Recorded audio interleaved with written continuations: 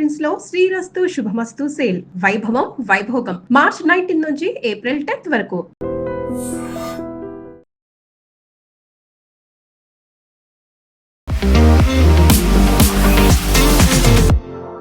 నమస్తే, నేను Kavitha. Welcome to I dream news and నిజాలు. హార్ముజ్ జలసంధిని 48 గంటల్లోపు ఓపెన్ చేయాలి అంటూ ఒక డెడ్లైన్ని విధించిన డొనాల్డ్ ట్రంప్ ఎందుకని అంత సడన్గా 5 రోజుల బ్రేక్ అనేది కూడా అనౌన్స్ చేశారు. ఈ బ్రేక్ని ఇజ్రాయెల్ ఎందుకు యాక్సెప్ట్ చేయట్లేదు? ఇరాన్ నుంచే చర్చల ప్రతిపాదన వచ్చింది, డిస్కషన్స్ అవుతున్నాయని ట్రంప్ చెప్తున్నప్పుడు ఇరాన్ దాన్ని ఎందుకు కొట్టి పారేస్తోంది? యాక్చువల్గా అక్కడ ఏం జరుగుతోంది? డొనాల్డ్ ట్రంప్ ఎందుకని అంత సడన్గా 5 రోజుల బ్రేక్ అనేది అనౌన్స్ చేశారు? మనతో పాటుగా ఉన్నారు సీనియర్ జర్నలిస్ట్ సురేష్ కొచ్చతిల్ గారు. సార్ నమస్తే. నిన్న మనం మాట్లాడుకున్న దానికి ఈవినింగ్ కల్లా అంత సడన్ చేంజ్ ఎందుకని వచ్చింది? 48 గంటలు అన్నారు, ఒక డెడ్ లైన్ చెప్పారు, అయిపోయింది. తర్వాత 5 రోజుల బ్రేక్ అన్నారు. 5 రోజుల బ్రేక్ కూడా వన్ సైడెడ్గా వచ్చినట్టుంది. ఐదర్ ఇజ్రాయెల్ ఆర్ ఇరాన్ కూడా యాక్సెప్ట్ చేయట్లేదు. కవిత గారు నిన్న మన ఛానల్ కాదు ఇంకో ఛానల్ మాట్లాడుతూ నేను తమాషగా చెప్పాను. యాక్చువల్లీ బై జోక్ కసే ట్రంప్ ఈ 45 గంటలు ఏమి ఉండదు, ఆయన పోస్ట్పోన్ చేస్తాడు చూడండి అని చెప్పాను. ఇప్పుడు వాళ్ళ క్లిప్ తీసుకొని ఆడుకుంటున్నారు, ఆయన ట్రోల్ చేస్తున్నారు వాళ్ళు. Typically that's what he did. 48 గంటలు అనేది కాదు, ఆయన డెఫినెట్గా దాన్ని పోస్ట్పోన్ చేస్తారని అందరికి తెలిసిందే. ఏంటిది? ఇది కాల్పుల విరమణ కాదు. ఓకే, ఆయన ఏమంటున్నా అంటే మేము మాట్లాడుతున్నాం, ఇరాన్తో మాట్లాడుతున్నాం. అది కూడా వాళ్ళు కాల్ చేసిండు, ఎవరు అని చెప్పట్లేదు. వాళ్ళు అంటే is it Oman, is it Turkey or is it మన ఈజిప్ట్? ఎందుకంటే పాకిస్తాన్ పేరు కూడా చెప్తున్నారు. పాకిస్తాన్ని లొకేషన్గా పెట్టుకున్నారు, ఎందుకంటే వీళ్ళు ఇటువైపు వెళ్ళలేరు. సౌదీ అరేబియా పైనుంచి ఓవర్ఫ్లై చేయనియరు ఇరానియన్ షిప్స్ని, ఇరానియన్ ఎయిర్క్రాఫ్ట్ని. ఇటువైపు వెళ్ళొచ్చు పాకిస్తాన్ వైపు. అది కూడా జరగలేదు, ఫిజికల్ మీటింగ్ జరగలేదు. ఫిజికల్ మీటింగ్ ట్రంపే చెప్పారు నిన్న, ఫిజికల్ మీటింగ్ జరగలేదు, we're speaking on the phone అని చెప్పారు. సో ఫస్ట్ స్టెప్ ఎవరిని కలిశారు, ఎవరితో మాట్లాడారు? జారెడ్ కుష్నర్, వాళ్ళ Trump son in law, and Steve Witkoff ఆయన పార్ట్నర్, బిజినెస్ పార్ట్నర్, వీళ్ళిద్దరూ మీట్ అయ్యారు, మాట్లాడారన్నారు. ఇరాన్ అన్నారు మేము ఎవరితో మాట్లాడలేదు. మీరు కూడా చూసుంటారు ఆ స్టేట్మెంట్ వాళ్ళది. ఈయన చెప్పిన తర్వాత గంట సేపట్లో అది వచ్చేసింది. ఈయన అన్నారు we're speaking to one very senior figure in Iranian this one. And senior figure ఇప్పుడు ఎవరు లేరు వాళ్ళ దగ్గర. ఉన్నది ఒక ప్రెసిడెంట్ ఉన్నారు, స్పీకర్ ఆఫ్ ద వాళ్ళ పార్లమెంట్ ఉన్నారు, అది కాకుండా సుప్రీం లీడర్ ఉన్నారు. ఆయన ఉన్నారో లేదో తెలియదు. ఈ పరిస్థితిలో రూమర్స్ స్టార్ట్ అయింది. ఈయన మాట్లాడుతూనే స్పీకర్తోనే మాట్లాడుతుండొచ్చు, ఎందుకంటే వాళ్ళ దాంట్లో హైరార్కీలో speaker is a very powerful position, మనలాగా కాదు. లారిజానీ మొన్న కొట్టేశారు చూడండి, he was security chief, he was the speaker. 8 సంవత్సరాలు ఆయన స్పీకర్గా ఉండే పార్లమెంట్ది. So it's very powerful post. So బహుశా ఈయనతో మాట్లాడుతున్నాను అనుకుంటే ఆయన కూడా డినే చేసాడు. ఇప్పుడు వాళ్ళు ఎవరితో మాట్లాడుతున్నారు, గోడతో మాట్లాడుతున్నారో అర్థం కావట్లేదు. So the rule, thumb rule ఏంటంటే, ఒకటి ట్రంప్కున్న ఒకది సెన్సేషన్ క్రియేట్ చేయడం, అక్కడ ఇక్కడ లేకుండా లాంగ్వేజ్ అసలు మార్చేస్తారు. ఫర్ ఎగ్జాంపుల్ నిన్న అడిగారు మీడియా వాళ్ళు, ఎయిర్క్రాఫ్ట్ దగ్గర ఎయిర్ ఫోర్స్ 1 పక్కన నిలబడి మాట్లాడుతున్నప్పుడు, మీరు ఏమేమి దీంట్లో పాయింట్స్ ఏమి డిస్కస్ చేసినా, మా దగ్గర 15 పాయింట్లు ఉందన్నారు. And point number 1, 2, 3 ticked off, over, discussion అయిపోయిందన్నారు. ఏంటి పాయింట్ నెంబర్ 1? యురేనియం వాళ్ళ దగ్గర they can never have a nuclear weapon అన్నారు. అది ఎట్లా చేస్తారంటే, వాళ్ళ దగ్గర న్యూక్లియర్ డస్ట్ ఉంది కదా, ఆ డస్ట్ అంతా మేము తీసుకుంటాం అన్నారు. అప్పుడు ప్రెస్ వాళ్ళకు కూడా అర్థం కాదు, ఈ డస్ట్ ఏంటి, న్యూక్లియర్ డస్ట్ ఫస్ట్ టైం వింటున్నాం మనం. ఈ గోల్డ్ డస్ట్ అని విన్నాం కానీ న్యూక్లియర్ డస్ట్ ఏంటి? అది యురేనియం గురించి మాట్లాడుతున్నాం, ఆయనకు అది కూడా తెలియదు. ఎవరు ఆయన్ని బ్రీఫ్ చేస్తున్నారు, ఎవరు ఆయనతో మాట్లాడుతున్నారు? ఇన్ఫ్యాక్ట్ ఆయన ఇరానియన్స్ గురించి అంటున్నారు, ఇరానియన్స్ మాట్లాడలేదు ఎక్కువ అని చెప్పి ఎవరో మీడియాలో అడిగారు. వాళ్ళ దగ్గర ఒక పిఆర్ ఏజెన్సీని తీసుకురామనండి, వాళ్ళు బాగా చేస్తారు దీనికన్నా అంటున్నారు. అంటే ఇరానియన్స్ వాళ్ళు ఎక్స్ప్రెస్ చేయలేకపోతున్నారంట వాళ్ళు చేసింది. ఎనీవే ట్రంప్ ఐడియా ఏంటి? ఆయనకి కవిత గారు 2-3 ఇష్యూస్ ఉన్నాయి. ఒకటి, వాళ్ళ బేస్లోనే మాగా బేస్, ఈవెన్ దో వాళ్ళు సాలిడ్గా ట్రంప్ ఎంటర్ ఉంటారు, వాళ్ళు ట్రంప్ ఏమన్నా కానీ రేపు లోకం అయిపోతుందంటే ఎస్ అంటారు, కాదంటే కూడా ఎస్ అంటారు వాళ్ళు. అట్లాంటి వాళ్ళు వాళ్ళ మ్యాగా డేటాబేస్లో చాలామంది దాంట్లో ఉన్న వాళ్ళకి ప్రాబ్లం వస్తుంది, దట్ వాళ్ళు ఈ ఫ్యూయల్ ప్రైసెస్తోనే వాళ్ళకి చాలా ఇష్యూస్ ఉన్నాయి. అమెరికాలో ఇప్పుడు gas prices is $4 for a gallon. Gallon is about 3.5 litres. Diesel $5 per gallon. 3 ఉండే 3 నుంచి 4 వెళ్ళింది, డీజిల్ ఏమో 3 నుంచి 5కి వెళ్ళింది. సో డెఫినెట్లీ దాని ఒక పుష్ బ్యాక్ ఉందండి. రెండవది, వాళ్ళ స్టాక్ మార్కెట్ పడిపోయింది. అన్ని ప్రతి కంట్రీలో పడిపోయింది, మనది కూడా అంత సంగతి. Because we're not an island, మనం కూడా వాళ్ళతోనే రియాక్ట్ అవుతాం. కానీ మోర్ ఇంపార్టెంట్లీ వీళ్ళ దగ్గర బాండ్ మార్కెట్ ఒకటి ఉంది. ఈ బాండ్ మార్కెట్ ఇంట్రెస్ట్ రేట్స్ చాలా క్రూషియల్. అమెరికన్ గవర్నమెంట్, మన గవర్నమెంట్ కూడా రిజర్వ్ బ్యాంక్ బాండ్స్ ఇష్యూ చేస్తారు. ఇక్కడ రేవంత్ రెడ్డి వాళ్ళ గవర్నమెంట్కి తీసుకుంటారు 18,000 కోట్లు, 5,000 కోట్లు అలా బాండ్ తీసుకుంటారు. దానికి ఇంట్రెస్ట్ కట్టాల్సి వస్తుంది. ఇంట్రెస్ట్ తక్కువ ఉంటుంది. మనం మార్కెట్ నుంచి బ్యాంక్కి వెళ్ళి తీసుకుంటే 10% ఉంటే, 8% ఉంటే, వీళ్ళ దగ్గర reserve bank government to government 4% ఇస్తారు. ఇది అమెరికన్ గవర్నమెంట్ కూడా చేస్తారు. మనకి ఆల్మోస్ట్ ఇండియాకి $250 మిలియన్ మనకి బాండ్స్ ఇష్యూ చేశారు వాళ్ళ అమెరికన్ గవర్నమెంట్. మనం వాళ్ళ అప్పు మన దగ్గర ఉంది. దాంట్లో వీ హ్యావ్ రిడీమ్డ్ $100 మిలియన్, ఇంకా 150 మన దగ్గర ఉంది. ఈ బాండ్ రేట్ పెరిగితే it is indication that your economy is in trouble. Me economy ఏదో పెద్ద ప్రాబ్లంలో పడిపోతుందని తెలిసిపోతుంది. బాండ్ మార్కెట్ లాస్ట్ 1 వీక్ నుంచి ఎక్కడికో వెళ్ళిపోయింది కంప్లీట్గా. యుద్ధం మొదలైనప్పుడు నుంచే స్టార్ట్ అయింది అది. కానీ స్పెసిఫిక్గా ఈ హార్మోస్ ప్రాబ్లం రాగానే అప్పుడు ఇట్ పీక్డ్ అన్నమాట. ట్రంప్ ఈ 2 ఇష్యూస్ మెయిన్గా, ఒక ఫ్యూయల్ ఒకటి, సెకండ్ ఇస్ ఈ బాండ్ రేట్స్, 2 ట్యాకిల్ చేయకపోతే డెఫినెట్గా అమెరికా నెక్స్ట్ ఒక వారం లోపల దగ్గర మేజర్ ప్రాబ్లం ఉండబోతుంది తెలిసిపోయింది దానికి. ఏదో ఒక అనౌన్స్మెంట్ చేయాలి నేను. ఆయన అన్నారు యుద్ధం అయిపోయిందన్నారు. యుద్ధం అయిపోయినప్పుడు మళ్ళీ డిస్కషన్ ఎందుకు? వాళ్ళు కొట్టిపడేసాం, there air force is gone, navy is gone, nothing is there, లీడర్షిప్ని కొట్టేసాం, మళ్ళీ ఏం మిగలలేదన్నారు. మళ్ళీ first level, second level, third level కూడా అయిపోయింది అని చెప్పారు. మళ్ళీ మీరు ఎందుకు మళ్ళీ డిస్కషన్ చేస్తున్నారు? మీరే అన్నారు కదా అన్నీ అయిపోయినాయని చెప్పి. They cannot launch any more nuclear missile, they cannot do this, cannot. కానీ స్పెసిఫిక్గా ఏం జరిగిందంటే ఈయన మొన్న ఈ థ్రెటన్ చేసినప్పుడు 45 గంటల తర్వాత మేము వాళ్ళ పవర్ ఫెసిలిటీస్ మీద కొడతామని చెప్పారు స్పెసిఫిక్గా. And the biggest one to start with which is in Tehran.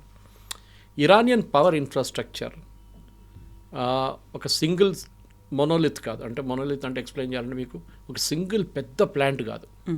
ట్రంప్కి అది కూడా తెలియదు. ఇజ్రాయెల్కి అట్లా ఉంది. చాలా దేశాలకి ఒక సెంట్రల్ పవర్ స్ట్రక్చర్ ఉంటుంది, అక్కడి నుంచి డివైడ్ అవుతుంది పవర్ అని. మనకు కూడా లేదు అట్లా. మనకి నాగార్జున సాగర్ ఇక్కడ ఉంది, శ్రీశైలం అక్కడ ఉంది, బాక్రానంగల్ అక్కడ నార్త్లో ఉంది, ఇక్కడ మన కల్పాకం ఇక్కడ ఉంది. These are different places. Kudankulam nuclear power plant like that different. Thermal కొత్తగూడెంలో మన ప్లాంట్స్ డిస్ట్రిబ్యూటెడ్ ఉన్నాయి. మన ఒక్క ప్లాంట్ని కొడితే ఆ ప్లాంట్ ప్రాబ్లంలో వస్తుంది, మిగతా ప్లాంట్కి ప్రాబ్లం రాదు. అఫ్కోర్స్ గ్రిడ్ ఇష్యూ ఉంటుంది, గ్రిడ్ ఫ్రీక్వెన్సీ పడిపోతుంది ఇమీడియట్గా. కానీ we can isolate that grid, పెద్ద ఇష్యూ కాదు. ఇది ట్రంప్ కూడా తెలియదు. మేము వాళ్ళ అన్నిటికంటే పెద్దదాన్ని కొట్టిపోతున్నా అంటే అలా కదా, పెద్దదనే కాన్సెప్ట్ లేదు. ఇవాళ వాళ్ళ ఎనర్జీ మినిస్టర్ ఎక్స్ప్లెయిన్ చేశారు అది మీడియాకి. Unlike Israel or other Arab countries, మేము అది డిస్ట్రిబ్యూషన్ కూడా మేము కంప్లీట్లీ డీసెంట్రలైజ్ చేసాం. మనం దీని గురించి డీసెంట్రలైజేషన్ ఆఫ్ మిసైల్స్ గురించి మాట్లాడాం చూడండి. ప్రతి డిస్ట్రిక్ట్కి వాళ్ళ కమాండర్స్ని పెట్టుకున్నారు. ఇదే వాళ్ళు పవర్ కూడా చేశారు. వాళ్ళ బ్రెయిన్ ఆలోచించండి. వాళ్ళు ద థాట్ త్రూ దిస్. రేపు మా మీద ఇట్లాంటి ఒక దాడి జరగవచ్చు అనేది. ఇప్పుడు వాళ్ళేమన్నారంటే మమ్మల్ని కొట్టారా, okay we will undergo the problem, but మిమ్మల్ని కొడతాం. ఎవరిని? సౌదీ అరేబియాని, ఖత్తర్ని, కువైట్ని, అందరినీ మేము వాళ్ళ పవర్ స్ట్రక్చర్ మీద కొడతాం. కొట్టినప్పుడు ఏమవుతుంది? 1, వాళ్ళ పవర్ సిస్టమ్ మొత్తం పోతుంది. రెండవది, ఎందుకంటే వీళ్ళందరూ గ్యాస్ లేకుండా ఆయిల్ మీద ఆపరేట్ చేస్తారు. We will destroy that. వీళ్ళ డీసాలినేషన్ ప్లాంట్ కూడా పోతుంది దాంతో. ఖత్తర్ లాంటి కంట్రీలో 100% వాళ్ళ నీళ్ళు, తాగే నీళ్ళ నుంచి వాళ్ళు పనికైనా యూజ్ చేసే నీళ్ళు కూడా, స్నానం చేయడం కూడా వాళ్ళు డీసాలినేషన్ ప్లాంట్ నుంచి వస్తున్న నీళ్ళు వాడుకుంటారు. సముద్రం నుంచి మార్చిన నీళ్ళు అవి. సీ నుంచి డీసాలినేషన్ సాల్ట్ తీసేసి ఆ ప్రాసెస్లో స్వీటన్ అప్ చేసి కొంచెం తీసుకొస్తుంది. వేరే Saudi Arabia 50%. They have 50% normal water. ఎందుకంటే చాలా పెద్ద కంట్రీ. వాళ్ళ దగ్గర అక్విఫైర్స్ ఉండొచ్చు, మనలాంటి బోర్వెల్స్ ఉండొచ్చు, ఏదైనా ఉండొచ్చు. వాళ్ళ దగ్గర రివర్స్ ఎంత పెద్ద రివర్స్ ఏం లేవు వాళ్ళ దగ్గర. ఇటువైపు కువైత్ దగ్గర same problem, Bahrain same issue, నీళ్ళు లేవు వాళ్ళ దగ్గర. మీరు కొట్టారో మేము నీళ్ళు కొట్టేస్తాం. ఇమ్మీడియట్లీ అరబ్ కంట్రీస్కి ప్యానిక్ అయిపోయారు వాళ్ళు. ఎందుకంటే ఎక్కువ, మన ఖత్తర్ అంటే 4 లక్షల మంది వాళ్ళ పాపులేషన్, కానీ మన పాపులేషన్ దానికన్నా చాలా ఎక్కువ. నేను మోదీ గారు చెప్పారు చూడండి, 1 కోటి మంది Indians, 1 crore people are working in GCC countries. Impact అందరి మీద ఉండబోతుంది. వీళ్ళు ప్యానిక్గా ఇమ్మీడియట్లీ ట్రంప్కి మెసేజ్ పంపించారు that you cannot do this. మీరు చేస్తే ఎల్లుండి మేము ఉండం, మా దేశమే మొత్తం పోతుంది కంప్లీట్గా. మా ప్రజలు రోడ్డు మీదకి వచ్చేస్తారు, హాస్పిటల్కి కరెంట్ ఉండదు, డీసాలినేషన్ ప్లాంట్కి కరెంట్ ఉండదు, దేనికి పవర్ ఉండదు. So Trump immediately reaction that నేను ఆపేస్తున్నాను 5 days. కవిత గారు, డే చూడండి. ఈయన అనౌన్స్ చేసిన ఏ రోజు అనౌన్స్ చేశారు? Monday, Tuesday, Wednesday, Thursday, Friday. Stock market open ఉండేది ఈ 5 రోజులు. అమెరికన్ స్టాక్ మార్కెట్ ఓపెన్ అయ్యే టైంకి చెప్పారు. సండే రోజు చెప్పలేదు, మండే రోజు చెప్పారు. చూడండి ఆయన అనౌన్స్మెంట్ ట్రిక్. ఇది జరిగింది. Immediately stock market picked up. ఇప్పుడు అలిగేషన్స్ ఏంటంటే మన దాంట్లో ఇన్సైడర్ ట్రేడింగ్ అంటారు. అంటే మీరు ఒక కంపెనీ నడిపిస్తున్నారు, మీ కంపెనీ చైర్మన్ మీరు ఫైనాన్షియల్ రిజల్ట్స్ రిలీజ్ చేయబోతున్నారు. మీకు తెలుసు ఫైనాన్షియల్ రిజల్ట్స్ ఈసారి బాగా వచ్చిందా లేకుంటే it has gone below expectations. దాది మీ స్టాక్ మార్కెట్ మీ షేర్ మీద ఇంపాక్ట్ ఉంటుంది. మీరు ఈ పీరియడ్లో, దట్ ఈస్ ఈ రిజల్ట్స్ వచ్చే పీరియడ్లో దాని కొన్ని రోజుల తర్వాత మీరు అమ్మకూడదు, కొనకూడదు షేర్లు. యూ అండ్ బోర్డు మెంబర్స్ ఎవరెవరు ఉన్నారో మీరు అది పెద్ద సెబీ రూల్స్ ఉంది, దానికి ఇన్సైడర్ ట్రేడింగ్ అంటారు దాన్ని. ఇప్పుడు ఏమంటున్నారంటే ట్రంప్ వాళ్ళ ఫ్రెండ్స్కి ట్రంప్ ముందే చెప్పారు, నేను ఈ అనౌన్స్మెంట్ చేయబోతున్నాను, మీరందరూ షేర్లు కొనుక్కోండి. ఎందుకంటే షేర్ అంతా పడిపోయింది కంప్లీట్గా. కొనుక్కోగానే నేను చెప్పగానే షేర్ పైకి వెళ్ళిపోతుంది, అమ్మేసుకోండి. హాఫ్ అన్ అవర్ లోపల 220 పాయింట్స్ ఎక్కింది షేర్లు. And with in half an hour మళ్ళీ పడిపోయింది. అంటే వీళ్ళు కొనుక్కున్న వాళ్ళు అమ్మేసుకున్నారు. So there is an enquiry going on. Insider trading జరిగిందా లేదా, ఎవరెవరు కొన్నారు, ఎవరెవరు అమ్మారు, that be huge database check చేయాల్సి వస్తుంది. కానీ ట్రంప్ చాలా క్లియర్గా చేసిన పని దీనికోసం. ఒకటి, he wanted to get the stock market up. రెండవది, ఇరాన్ కూడా చెప్పారు ఫ్యూయల్ ప్రైసెస్ని తగ్గించడానికి అని చెప్పి. అండ్ ఇమ్మీడియట్లీ బ్రెంట్ క్రూడ్ 100 కన్నా తక్కువ వచ్చేసింది. ముజర్బాన్ వాళ్ళ క్రూడ్, సౌదీ అరేబియన్ క్రూడ్ కూడా తగ్గింది. ఇప్పుడు 90-95 దగ్గర నడుస్తుంది. ఈ రెండే ట్రంప్కి కావాలండే మెయిన్గా. ఆయనకి ఇరాన్ని కొట్టడం కానీ, ఇరాన్ మీద దాడి చేస్తే కూడా మేము దాన్ని ఆపుతామని చెప్పిన మనుషులు ఇవాళ పొద్దున ఇరాన్ పవర్ ప్లాంట్ మీద కొట్టారు. పవర్ ప్లాంట్ మీద కొట్టారంటే మీరు చెప్పొచ్చు మళ్ళీ అది వైలేషన్ కాదా అంటారు. కాదు, ఆ పవర్ ప్లాంట్కి వెళ్ళి ఒక గ్యాస్ పైప్ ఉంది, that is what supplies gas to the plant, దాన్ని కొట్టారు ఇజ్రాయెల్ అండ్ యుఎస్. అప్పుడు మీరు చెప్పిన మాట మొత్తం పోయింది కదా. ఆ ప్లాంట్ వాళ్ళ పొద్దు నుంచి పనిచేయట్లేదు. డైరెక్ట్గా పవర్ ప్లాంట్ మీద అటాక్ చేయకుండా ఇండైరెక్ట్గా వెళ్ళేటువంటి సప్లై. అడిగితే ఏమన్నారు, మేము రోడ్డు మీద ఒక పైప్ పోతాం, పైపుని కొట్టామంటారు. ఇది వీళ్ళ ట్రిక్ అనమాట. తో ఇప్పుడు స్పీకర్ ఆఫ్ ఇరానియన్ పార్లమెంట్తో మాట్లాడని చెప్పిన మంచి, will come back to that topic. Mohammad Bagher Ghalibaf ఆయన పేరు. ఆయన హైరార్కీలో పాసిబ్లీ 10వ-11వ స్థానంలో ఉన్నారు. ఆయనకన్నా పైన చాలామంది ఉన్నారు. ఈ స్పెషల్లీ అయతోల్లా ర్యాంక్లో ఉన్న వాళ్ళు చాలామంది, వాళ్ళ దగ్గర 2-3 ఉన్నారు. ఈ ట్రంప్ ఏమంటున్నా అంటే హూ కంట్రోల్స్ హార్మోస్. నేను అదే ఎయిర్క్రాఫ్ట్ పక్కన నిలబడి మాట్లాడినాడు, అన్నారు. And that ayatollah, whoever is ayatollah, ఆయనతో నేను కంట్రోల్ చేస్తాను అంటే వీళ్ళిద్దరు కలిసి స్టేట్ ఆఫ్ హార్మోస్ నడిపిస్తారంట. ఆలోచించండి, అమెరికన్ ప్రెసిడెంట్, ఆయన దేశం చూసుకోవాలి, స్టేట్ ఆఫ్ హార్మోస్ చూసుకుంటారా? ఇది అర్థం కావట్లేదు. మీరేం చెప్పారు ఇనీషియల్ స్టేట్ ఆఫ్ హార్మోస్ని ఓపెన్ పెట్టండి, లేకుంటే బాంబ్ చేస్తాం. మీరు చేస్తారా లేదా? ఇప్పుడు ఏమంటున్నారు, నేను ఆయనతో కూర్చొని నేను కూడా గేట్ కాడ కూర్చుంటాను, ఒక స్టూల్ వేసుకొని కూర్చుంటాను, అక్కడ ఏ షిప్ వస్తుంది ఏ షిప్ వెళ్తుంది నేను చూసుకుంటూ కూర్చుంటాను. ఇది అమెరికన్ ప్రెసిడెంట్ పని అండి, ఇది అమెరికా పని అండి, ఇది కాదు. It is not there job. Arab countries ఉన్నారు, వాళ్ళు చూసుకుంటారు ఇదంతా, కానీ అది లేదు, నేనే చూసుకోవాల్సిందాన్ని. ఈ మీ మై సెల్ఫ్ అని చూడండి. ఈ యుద్ధం మొదలైనప్పుడు కవిత గారు మీకు తెలిసి ఉంటుంది, 2-3 మెయిన్ అబ్జెక్టివ్స్ ఉంటాయి. ఒకటి, రెజీమ్ చేంజ్, గవర్నమెంట్ని మార్చేస్తాం. రెండవది, యురేనియం స్టాక్ పైల్స్, అంటే న్యూక్లియర్ వెపన్ తయారు చేయడం. మూడవది, వీళ్ళది మిస్సైల్ అండ్ డ్రోన్స్, అది కంప్లీట్గా ఎలిమినేట్ చేయాలి. మూడవది చేశారు చాలా మటుకు, ఇంక్లూడింగ్ మ్యానుఫ్యాక్చరింగ్ యూనిట్ చాలా కొట్టారు. కానీ ఇప్పుడు కూడా ఇవాళ పొద్దున మనం మాట్లాడుతున్నప్పుడు ఈ టైంకి 25 డ్రోన్లు కొట్టారు సౌదీ అరేబియా మీద, యుఏఈ మీద 11 డ్రోన్లు కొట్టారు. ఆలోచించండి, ఇంత అయినాక కూడా వాళ్ళు చేస్తున్నారు. అంటే they are provoking the Arab nations to attack. కానీ వాళ్ళు చేయట్లేదు, వాళ్ళు చాలా స్మార్ట్ అయిపోయినారు. ఇప్పుడు సౌదీ అరేబియా ఇరాన్ని కొట్టారనుకోండి, ఈ వార్ ఎక్స్పాండ్ అయిపోతుంది. మళ్ళీ సౌదీ అరేబియా మీద ఉన్న డ్రోన్లు అన్నీ పంపించేస్తాడు.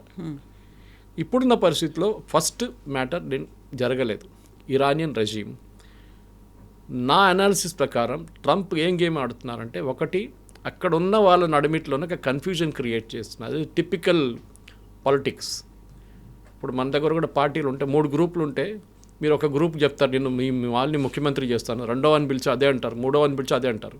వీళ్ళు ముగ్గురు అనుకుంటారు మా లీడర్ ముఖ్యమంత్రి అయిపోతాడు. కానీ మీరు ఆడే గేమ్ ఇంకోటి, ఒక్కరే సపోర్ట్ చేస్తారు మీరు. Possibly speaker of Iranian parliament Mohammad Bagher, ఆయన్ని బహుశా ఈయన ఒక లీడర్గా తయారు చేస్తున్నారు. మనం వెనిజువేలాలో చేసాం చూడండి అట్లా. కానీ ఇరాన్లో పవర్ అనేది మీకు తెలిసిందే, it is with the Iran national security guards. వాళ్ళ దగ్గర ఉంది. వాళ్ళు డిసైడ్ చేస్తారు ఎవరు ప్రధానమంత్రి, ఎవరు స్పీకరు, ఎవరు సుప్రీం లీడర్ అని డిసైడ్ చేసేది రెవల్యూషనరీ గార్డ్స్ వాళ్ళ దగ్గర. ఆ పవర్ ట్రంప్కి ఏం చేయలేకపోతాడు. ట్రంప్ ఎంత ప్రయత్నించా కానీ ఈ రెవల్యూషనరీ గార్డ్స్ పక్కన జరగకుండా ఏం చేయలేరు. ఇది మెయిన్ థింగ్ కదా. This is the problem. ఎందుకంత సడన్గా ట్రంప్ వన్ సైడెడ్గా డెసిషన్ తీసుకున్నాడు? Not even approaching Israel. కలిసి అటాక్ చేశారు, కలిసే యుద్ధం చేస్తున్నారు. ఇప్పటిదాకా నెతన్యాహు మాట్లాడలేదు, ట్రంపే మాట్లాడుతూ వచ్చాడు. సడన్గా ఇప్పుడు నెతన్యాహు చెప్పింది నేను ట్రంప్తో మాట్లాడతాను, we will continue the war, మేము అటాక్స్ చేస్తూనే ఉంటాము అనేటువంటి మాట నెతన్యాహు దగ్గర నుంచి వచ్చింది. సో ఆ షాక్ అనేది ఎవరికి తగిలింది? అసలు నెతన్యాహుకు తగిలిందా, ఇరాన్కి తగిలిందా, సొంతంగానే ట్రంప్ చేసుకున్నారా? నెతన్యాహు మెంటలీ ప్రిపేర్డ్గా ఉన్నాడు. ఆయనకి తెలుసు ట్రంప్ మెంటాలిటీ ఎట్లా అని. ట్రంప్కి ఒక డొమెస్టిక్ ఆడియన్స్ చూసుకుంటున్నారు ఆయన. ఆయిల్ ప్రైసెస్ పెరిగింది, బాండ్ ప్రైసెస్ పెరిగింది, దాంతోపాటు ఇన్ఫ్లేషన్ పెరిగింది. వాళ్ళ డొమెస్టిక్ ఆడియన్స్ సఫర్ అవుతున్నారు. సో డెఫినెట్గా ట్రంప్కి అక్కడ మిడ్ టర్మ్ పోల్స్ రావబోతుంది, దాని మీద డెఫినెట్గా ఇంపాక్ట్ ఉంటుంది. అదొకటి ఉన్నప్పుడు ఇజ్రాయెల్కి ఆ ప్రాబ్లం లేదు. ఇజ్రాయెల్లో ఎలక్షన్ రాబోతుంది ఇంకా కొన్ని నెలల తర్వాత. నెతన్యాహు డెఫినెట్లీ ఎలక్షన్ గెలుస్తారు. ఆయనకి ఈ వార్ ఎన్ని రోజులు నడుస్తుందో అన్ని రోజులు ఆయనకి ఎలక్షన్ గెలవడానికి ఛాన్స్ ఉంటుంది. కావాలంటే ఎలక్షన్ నడుస్తున్నప్పుడు కూడా ఆయన బాంబ్ చేసుకుంటాడు కావాలంటే ఓట్ల కోసం. వాళ్ళ కాన్సన్ట్రేషన్ అంతా రెండే ఇప్పుడు. ఒకవైపు ఇరాన్ దగ్గర ఉన్న మిసైల్ కేపబిలిటీని కొట్టడం. ఇవాళ పొద్దున కూడా ది అటాక్డ్ ఇజ్రాయెల్. నిన్న డిమోనా అటాక్ చేశారు, మీరు చూస్తుంటారు. న్యూక్లియర్ వాళ్ళ ఫెసిలిటీ, వాళ్ళు ప్లాంట్ అని చెప్పరు, మిసైల్ ప్రొడక్షన్ అని చెప్పారు, న్యూక్లియర్ ఫెసిలిటీ అట్ డిమోనాని లిటిల్ ఇండియా అంటారు. అక్కడ మన మహారాష్ట్ర నుంచి వెళ్ళిన చాలామంది జ్యూస్ అక్కడ ఉన్నారు. ఈ డిమోనాని కొట్టిన దానికి మీరు చూడండి, వాళ్ళు కరెక్ట్గా ప్లాన్డ్గా కొట్టారు. వాళ్ళు ఇరాన్ దగ్గర కేపబిలిటీ డెఫినెట్గా ఉందని తెలిపాను. డిగో గార్షియా కొట్టారు ప్లాన్. డిగో గార్షియా సక్సీడ్ కాలేదు, కానీ 4000 కిలోమీటర్ అంటే 3700 కిలోమీటర్ ట్రావెల్ చేస్తుంది ఆ మిసైల్ ఇరాన్ నుంచి. ఇరాన్ దగ్గర ఐసీబీఎం లేదనుకున్నాం, కానీ ఇరాన్ దగ్గర ఐసీబీఎం ఉంది. ఇప్పుడు అమెరికాకి తెలిసింది, పాసిబ్లీ ఇజ్రాయెల్ కూడా తెలియదు ఈ మాట. ఇప్పుడు ఇజ్రాయెల్ స్ట్రాటజీ ఏంటంటే లెబనన్, సౌత్ లెబనన్ ఆక్యుపై చేయడం. వాళ్ళకి లెబనన్ వైపు నుంచి మిసైల్స్ ఆపితే వాళ్ళకి నార్త్ ఇజ్రాయెల్ సేఫ్ అయిపోతుంది, నార్దర్న్ ఇజ్రాయెల్ గోలాన్ హైట్స్ అటువైపు. అది వాళ్ళ స్ట్రాటజీ. సో వాళ్ళు రిపీటెడ్గా నిన్న సౌత్ లెబనన్ మేము ఆక్యుపై చేయబోతున్నాను వాళ్ళ డిఫెన్స్ మినిస్టర్ అన్నారు. లిటానీ రివర్ దాకా that they will capture that south Lebanon. ఆ సౌత్ లెబనన్ అటువైపు వెళ్ళే బ్రిడ్జ్ అంతా కొట్టుపడేశారు నిన్న. మేజర్ బ్రిడ్జెస్ డెమాలిష్ చేసేసారు ఎయిర్ రైడ్లు. వాళ్ళ స్ట్రాటజీ అది ఆక్యుపై చేసుకుంటే వీళ్ళ మిసైల్స్ తగ్గిపోతుంది, వీళ్ళ రేంజ్ ఉండదు అని చెప్పేసి. కానీ అక్కడ కూడా మనం వీఆర్ మిస్టేకింగ్. ఎందుకంటే అక్కడ కూడా మొన్న ఒక ఎయిర్ స్ట్రైక్లో 4 Iranian revolutionary guards senior leaders అక్కడ చనిపోయారు లెబనన్లో. వాళ్ళు ఏం చేస్తున్నారు లెబనన్లో? డెఫినెట్లీ వారి యుద్ధం మొదలైన ముందే వచ్చారు అక్కడికి. ఇన్ఫ్యాక్ట్ నస్రుల్లాని చంపినప్పుడు కూడా దాంతోపాటు అక్కడ కూడా 3 రెవల్యూషనరీ గార్డ్ చనిపోయారు. దానికన్నా ముందు ఒక సంవత్సరం ముందు ఒక పెద్ద డిప్లొమాటిక్ ఇన్సిడెంట్ జరిగింది. సిరియాలో ఉన్న ఒక ఇరానియన్ ఎంబసీ పక్కన ఒక బిల్డింగ్ మీద ఇజ్రాయెల్ బాంబు వేశారు. 4 రెవల్యూషనరీ గార్డ్ కమాండర్స్ చనిపోయారు. దాంట్లో పెద్ద ఇష్యూ చేశారు వీళ్ళు ఇరాన్. అది diplomatic thing, how did you bomb it, అది అని చెప్పి. సో ఇజ్రాయెల్ చెప్పారు మేమేం చేయాలి, అది that is not inside the compound, పక్కన ఉండే. సో ఇప్పుడు ఇరాన్ ఇప్పుడు ఏం డిమాండ్ చేయబోతున్నారంటే, ఒకటి వాళ్ళకి వాళ్ళ హిజ్బుల్లాని పక్కన పెట్టేస్తారు, హూతీలను కూడా పట్టించుకోరు, హమాస్ని కూడా దే డిస్బాండ్ దమ్ నౌ. కానీ మేము యుద్ధం ఆపాలంటే మీ 3-4 డిమాండ్స్ వాళ్ళు ఆల్రెడీ ముందే చెప్పేశారు. ఒకటి, మా మీద ఇప్పటి నుంచి దాడులు జరగకూడదు. అది ఎవరైనా అగ్రీ చేస్తారండి? చేయరు. America will not agree, Israel will not agree అంటారు. రెండవది, మాకు మా న్యూక్లియర్ ప్రోగ్రామ్ పీస్ఫుల్ పర్పసెస్ కోసం మేము నడిపించుకుంటాం, మిగతా న్యూక్లియర్ది ఐఏఏకి ఇచ్చేస్తాం కావాలంటే. 450 కిలోలు ఎంత ఉంది, 50 కిలోలు మాకు కావాల్సిన న్యూక్లియర్ ప్లాంట్ కోసం పెట్టుకుంటాం, మిగతా 400 కిలోలు we will give it to international atomic energy agency or Russia, whoever it may be. మూడవది, ఇప్పుడు దాకా జరిగిన దాడిలో వాళ్ళ ఇన్ఫ్రాస్ట్రక్చర్ మొత్తం ధ్వంసమైంది, దానికోసం కాంపెన్సేషన్ కావాలి. ఈ 3 మెయిన్ పాయింట్స్ వాళ్ళ దగ్గర ఉంది. దీని ఫస్ట్ పాయింట్ ఇజ్రాయెల్ అంగీకరించారు. Even if US says yes, Israel still say no. వాళ్ళకి ఏంటంటే ఏ రోజు కావాలంటే ఇరాన్ వెళ్ళి మేము కొట్టచ్చు అనే ఒక కాన్ఫిడెన్స్ ఉంది వాళ్ళకి. బికాజ్ ఎయిర్ డిఫెన్స్ మొత్తం పోయింది, వాళ్ళ రాడార్ పని చేయట్లేదు, ఎయిర్ క్రాఫ్ట్ లేదు వాళ్ళ దగ్గర. So they are doing this. America బహుశా అగ్రీ చేయొచ్చు దట్ మీ మీద దాడి చేయం, అయిపోయింది మాది, మా ప్రోగ్రామ్ ఫినిష్ అయిపోయింది. కాంపెన్సేషన్ కూడా ఇవ్వరు.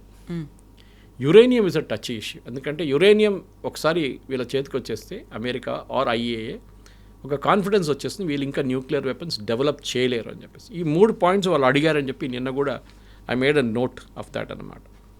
కానీ ఇక్కడి నుంచి ముందుకు వెళ్ళాలన్నప్పుడు వీళ్ళు ఏం చేస్తారు, what should be the next step of America.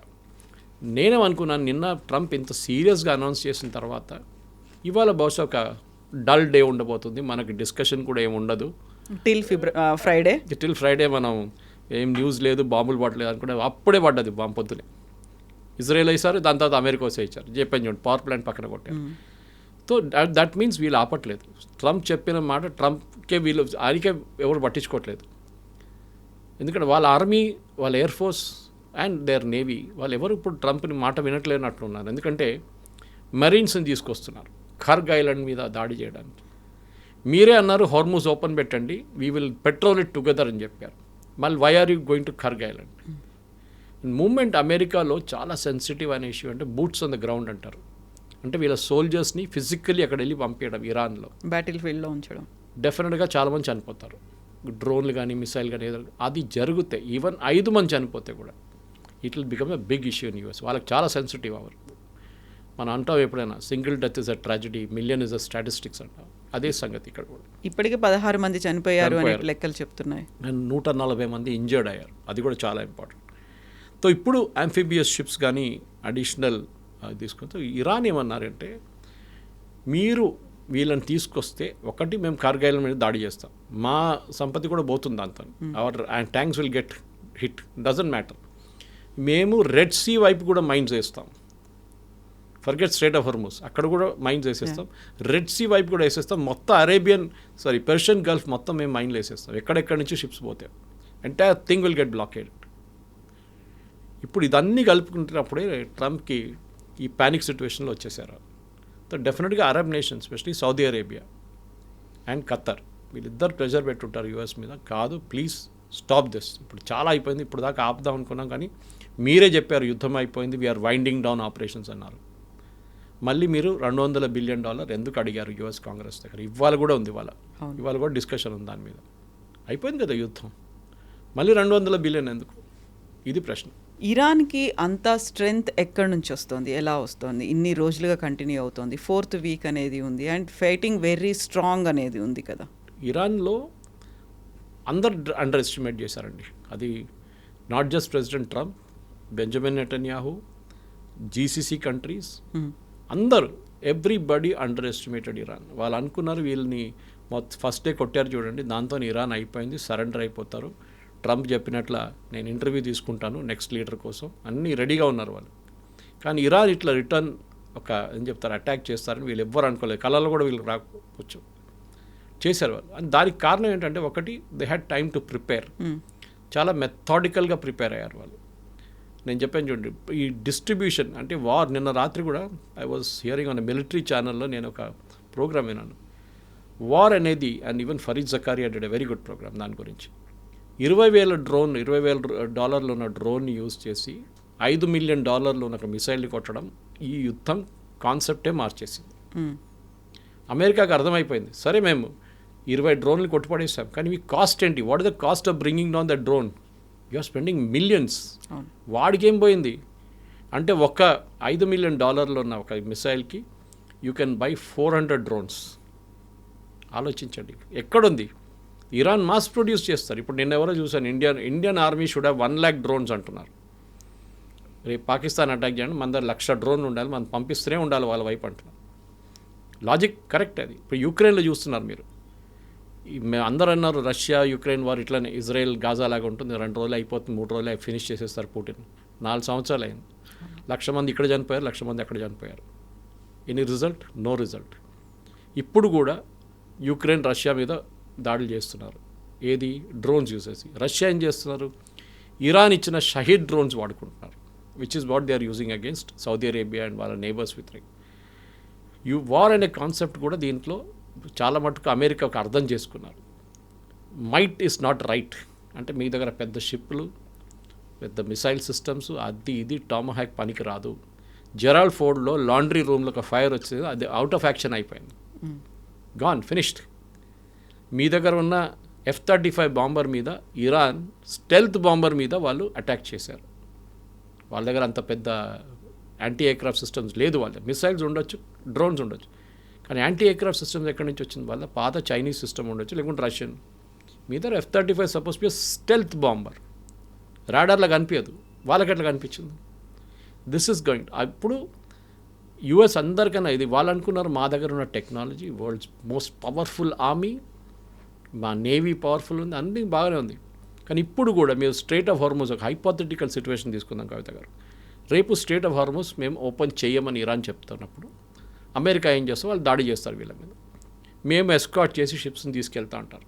Okay, great.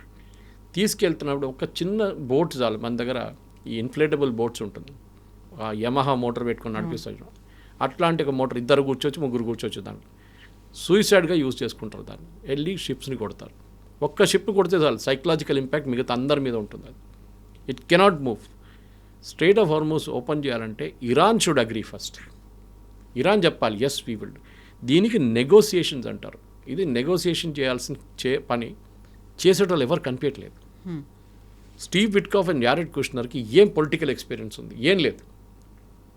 వీళ్ళు ఒకడైతే one fellow is brother, son in law, other guys business partner real ఎస్టేట్లో. ఆ రియల్ ఎస్టేట్ తోటి నెగోషియేట్ చేస్తున్నారు. దీనికి కావాల్సింది ప్రొఫెషనల్ కావాలి, కూర్చొని కంప్లీట్గా నెగోషియేట్ చేసి. పాత దాంట్లో సిస్టమ్ జాన్ బోల్టన్ వాళ్ళ దగ్గర చాలామంది ఉన్నారు అట్లాంటి ఎక్స్పీరియన్స్ పీపుల్, కానీ వాళ్ళు ఎవరు ఇప్పుడు ముందుకు రారు. ఎందుకంటే ఈ ట్రంప్ బిహేవియర్ చూసి వాళ్ళు భయపడుతున్నారు. ఒక్కరోజు ఏదో అంటాడు, నెక్స్ట్ డే ఇంకోది అంటాడు.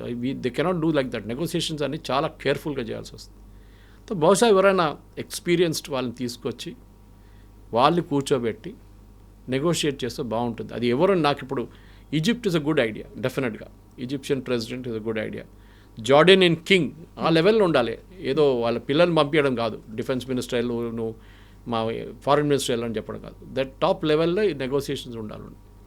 షార్మల్ షేక్కి వెళ్ళండి, లేకుంటే జెనీవాకి వెళ్ళండి, ఎక్కడైనా వెళ్ళండి, but SIT down and talk. ఎందుకంటే ఈ యుద్ధం అనేది మొత్తం లోకం మొత్తం మార్చేస్తుంది.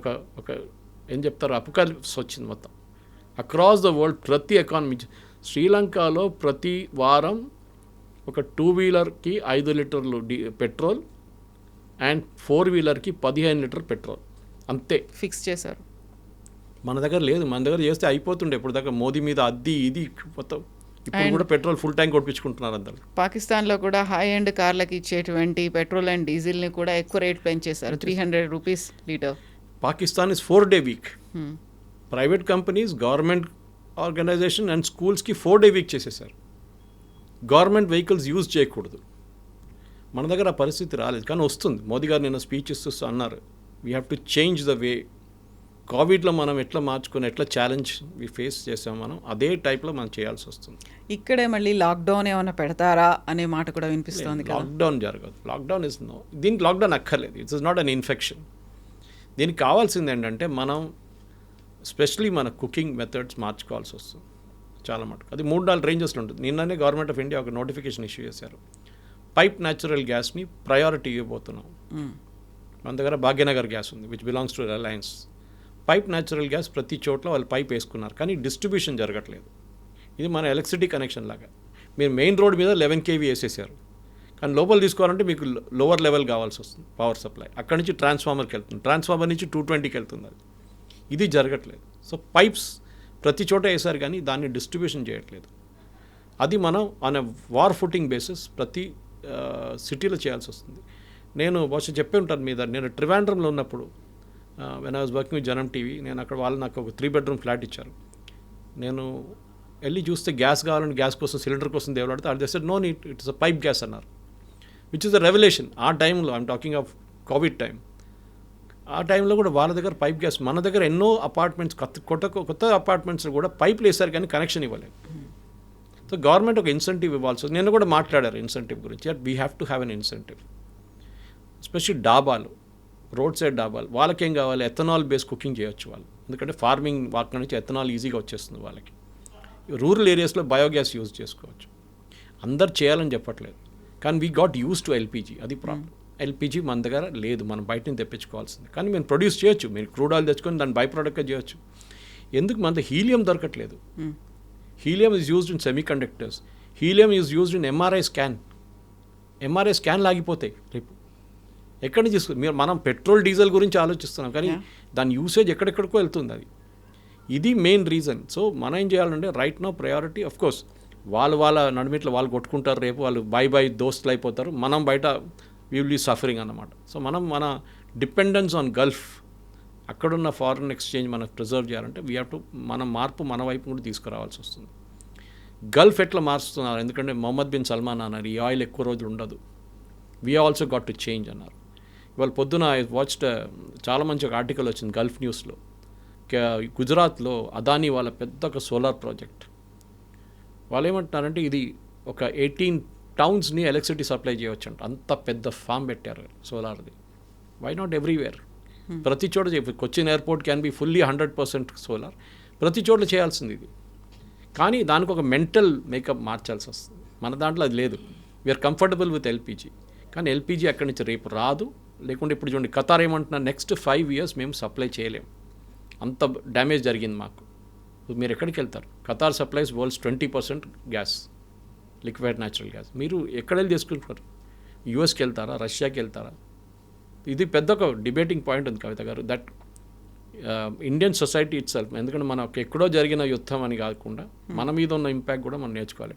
ట్రంప్ రేపు మనం చెప్పినట్ల అయిపోయింది, నేను ఫినిష్ చేసేసాను అన్నీ చెప్పుకుంటూ పోతారు, కానీ ఇది ఇప్పుడు కాదు, నెక్స్ట్ ఇంకో క్రైసిస్ వస్తుంది. దీనికన్నా ముందు ఫస్ట్ క్రైసిస్ 70sలో వచ్చింది, 90sలో వచ్చింది. దాని 10-year వార్ వచ్చింది అక్కడ, Iran and Iraq tanker war ఒకటి ఉండే దాంట్లో. అది సేమ్ స్ట్రైట్ ఆఫ్ హోర్మోస్లో జరిగింది ఆ వార్. ప్రతి దాంట్లో ఇట్లాంటి ఇంపాక్ట్ వచ్చింది. సో మనం కూడా ఈ నెక్స్ట్ క్రైసిస్ వచ్చేదాకా వెయిట్ చేయకుండా క్రైసిస్ వచ్చే ముందు కూడా మన ఇష్యూ సార్ట్అవుట్ చేసుకోవాలి. అది వన్ బిగ్ లెసన్ ఈ పర్టికులర్ కాన్ఫ్లిక్ట్ నుంచి. Okay sir, thank you so much. Very much. Thank you.